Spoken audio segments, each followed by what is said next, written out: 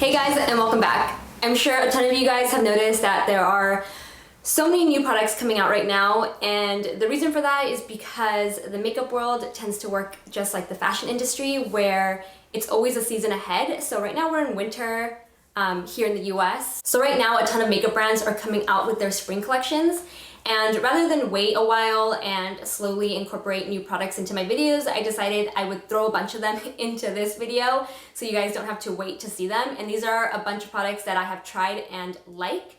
A lot of them have been sent to me, just so you guys know, because I know you guys like to know that information. I did decide to revolve this entire look around the NARS spring collection because of all the luxury brands, or any brand in general. I just feel like NARS does spring really well because they always do really pretty neutrals with the perfect pops of color to go with spring. So this is the look I came up with using those colors, as well as a ton of other new items. So be prepared to see a lot of newness in this video. And if you're interested and want to see how I create this look, just keep on watching. So the first thing I'm going to do is apply a small amount of the Velvet Matte Skin Tint from NARS around my brows before filling them in.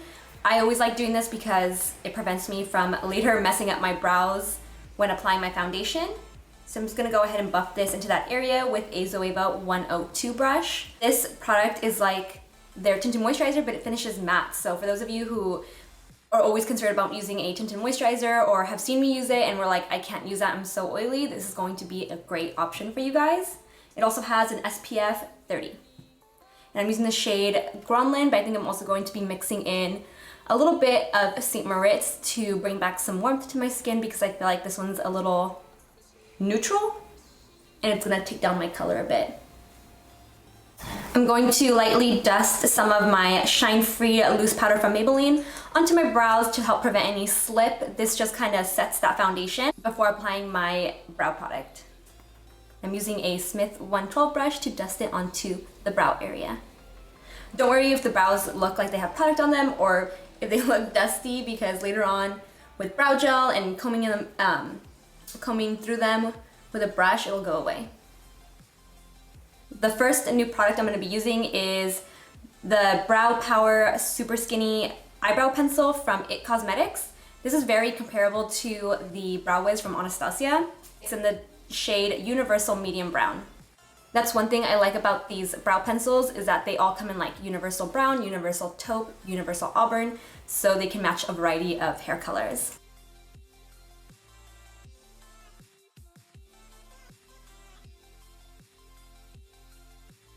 To prime my eyes, I'm going to be using the Benefit Air Patrol Primer. I really like that this primer has like a slight yellow tint, so it really brightens up my eyes, especially when I have a little pigmentation on my lids. It also dries down to a really thin, just kind of transparent layer on the lids, so it doesn't feel heavy. And it does have more of that silicone feel. And then rather than apply it with the applicator, I like to pick it up with my finger and then blend it out, so that way I don't use too much. Using my Sigma E40 blending brush, I'm going to dust some of my Maybelline loose powder from my brow bone down to the crease, but I'm not going to apply it to the lid.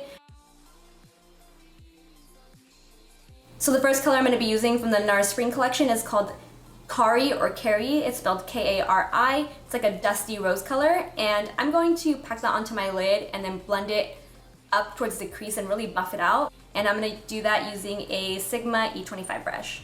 And the reason I'm using the Sigma E25 brush is because it is synthetic, and I'm going to later wet this brush to intensify this color on the lid.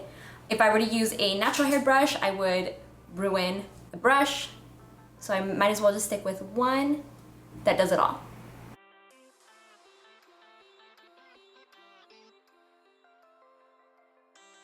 So now again, I'm going to pick up that same shadow onto the Sigma E25 brush, but this time I'm going to spritz it with some water and then pack it onto the lid. The beauty about these dual intensity shadows is that they're meant to be wet, so you can literally get them soaked and they'll go back to their original formula. You're not going to ruin them. And you can see the difference in the crease. It's dry, on the lid it's wet. It just adds like a nice metallic sheen. Totally changes the shadow. I really love these guys. It's like a 2-in-1. Or it's 3-in-1, because sometimes I'll even use them as a cake liner, which is awesome. To blend up the shadow, I'm actually going to be using Hamamit, which is also part of the spring collection from NARS. I'm gonna dip my Smith 232 brush into the left side of the shadow, just a tiny bit, and then use that to blend out the edges of this shadow. And I'm starting by applying the color towards the front of the eye, and then blending it back, because that's where I want the most color to be. And I'm also gonna be using the right side of this shadow and applying it towards the inner corner of the eye as well. I'm almost doing sort of like a reverse ombre eye where all the color's in the center and it diffuses outward versus all the color being on the outside of the eye and then going inward. I feel like the eyes need a little added something, so I'm going to be doing a soft winged liner with eyeshadow. I'm going to be using Corrupt from Makeup Geek and a Delium 763 brush. I'm not sure if this is meant to be like an eyebrow brush, but I'm going to use it anyway. And I'm going to line up the edge of my business card against my eye and then create that soft wing.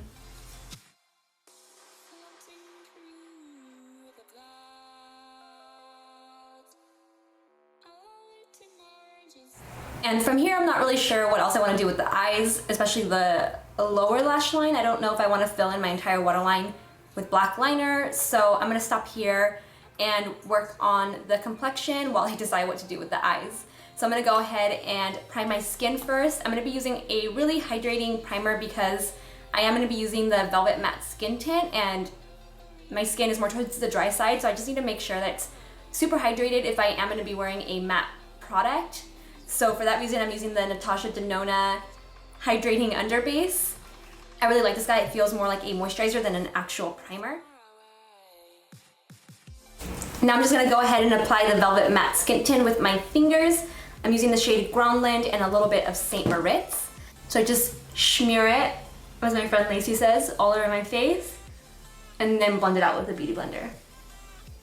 And I'm actually also going to cover up my lips with this foundation because I'm going to be using a nude lip, and my natural lip color likes to turn everything brassy, and I hate that. And I really like the finish of this product. It's not overly matte and dry and cakey looking. This one has a really natural finish. You can see it even has like a slight sheen to it, so it actually looks like skin. I really like it for those of you who are oily and have never found a good tinted moisturizer type of product. This one's going to be one for you guys for sure. For concealer, I'm going to be using Bye Bye Under Eye from IT Cosmetics. I know this isn't new, but it's new to me because I just recently got it. And it reminds me a lot of the Tarte Maracuja Creaseless Concealer. I think I have it here. To me, they have the same consistency. So I like to warm it up between my fingers and then run it back and forth underneath my eyes in order to just kind of break down the product and really have it glide on and look super natural. And I take it all the way back to cover up my sunspots. And I know it looks like a lot, but I use my beauty blender, which I feel like soaks up a majority of the product. Oh, and the color I used is neutral medium, or yeah, neutral medium. And I actually feel like the Velvet Matte Skin Tint does a really good job at setting itself because it is more towards the matte side. So I'm only going to be setting the areas of my face where I applied concealer with some powder. I'm using that same Shine Free powder from Maybelline and a damp beauty blender.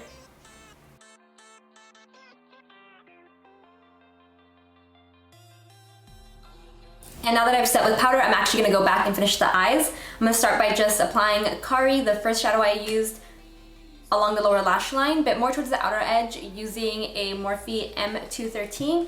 I don't want to blow it out or smoke it out a lot. I just want to keep it really close to the lash line to create almost like a doe-eyed effect.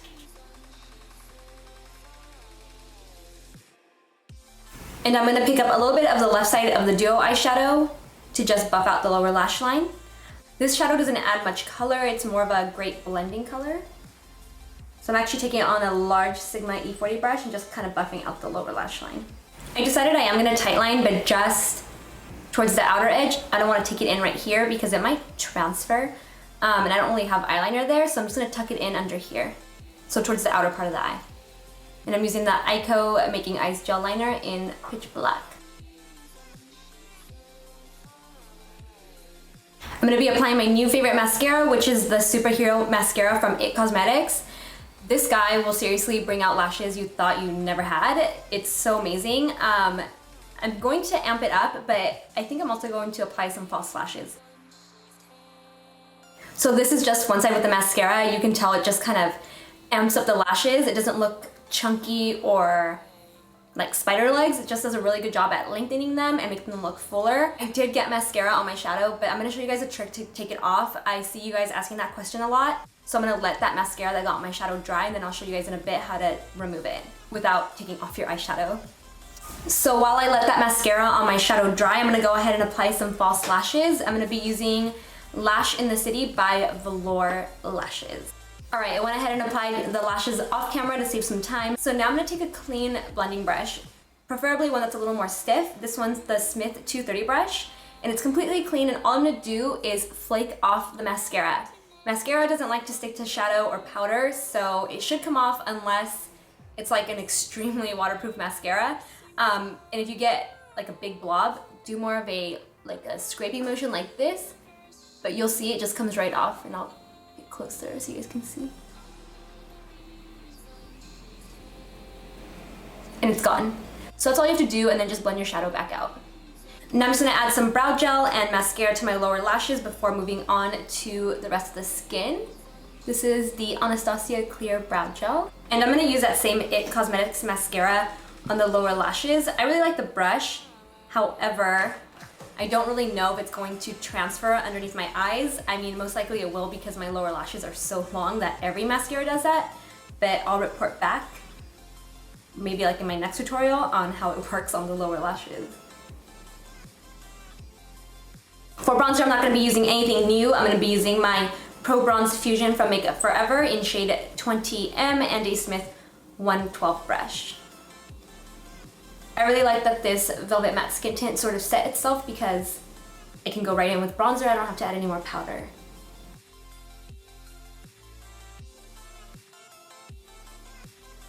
For a highlight, I'm going to be using one of the highlighters from the new Glow Kits by Anastasia. The blue one is called Gleam, and this one is more towards the pink side. So I might use this one to go with this look and make it a little more monochromatic. And then the one in the pink palette is called That Glow. These guys are more of your typical neutral gold beigey highlighters. So I think I'm gonna skip out on these, even though these will be like my everyday highlighters. I'm gonna use a Starburst from the Gleam palette. I'm sure a lot of you guys are wondering how these compare to the illuminators from Anastasia, and I would say these seem to be a little more finely milled. The other ones, I don't know, I love the finish of the other ones. You can't even tell they're not textured or chunky. These are like your typical highlighter. I haven't decided which ones I like more or whatnot. I went a little intense with the highlight there. I'll tone it down in a bit.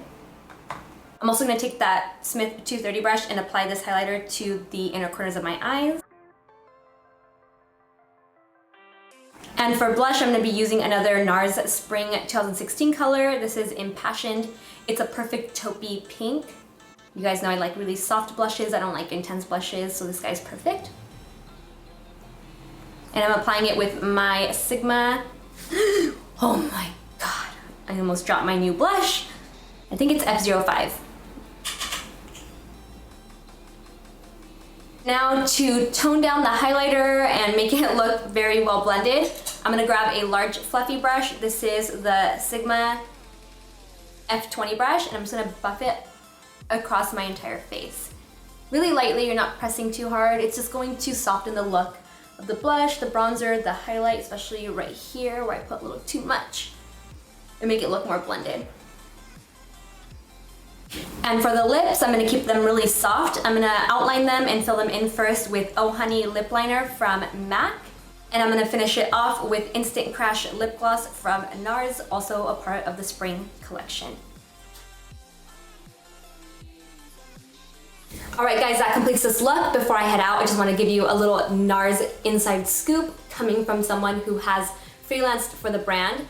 Just so you guys know, the boutiques get everything 2 weeks prior to anywhere else. So if you love NARS, or you just love being the first to have a product, hit up the boutiques, specifically the NARS Melrose Boutique, because that is the one that I freelanced out of, and they would love it if you told them I sent you there.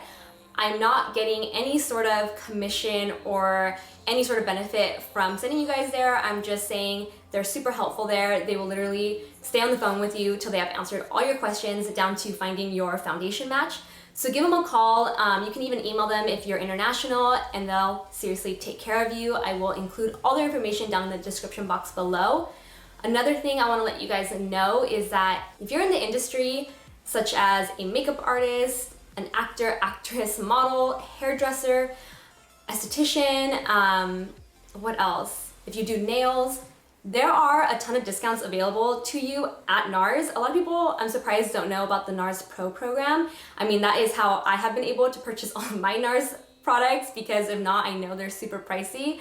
So if you're in the industry, definitely look into the program before you make a purchase, because you can get anywhere from like 25% off to 40% off. So definitely go and check that out online, or when you call, you can ask them some more questions about how to enroll in that program. So with that being said, that wraps up this video. I hope you guys enjoyed this tutorial. Make sure to give it a thumbs up if you enjoyed it, and don't forget to subscribe. So I see you in the next one. Bye guys.